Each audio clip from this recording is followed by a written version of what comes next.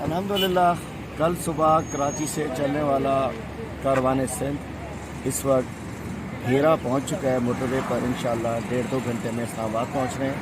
उसके बाद आज सुबह भी सिंध से काफिले निकलना शुरू हो गए। हर ज़िले से, कराची समेत हर डिवीज़न से बसेस निकल रही हैं, ट्रेन निकल रही है, पूरे पाकिस्तान से लोग आ रहे हैं। लेकिन अल्हम्दुलिल्लाह ये कारवान सिंध जो हरावल दस्ता है, जो एडवांस पार्टी है, हम सब पहुंच रहे हैं। हमारे साथी माशाल्लाह कल सुबह से जाग रहे हैं और जज्बे जमा हैं।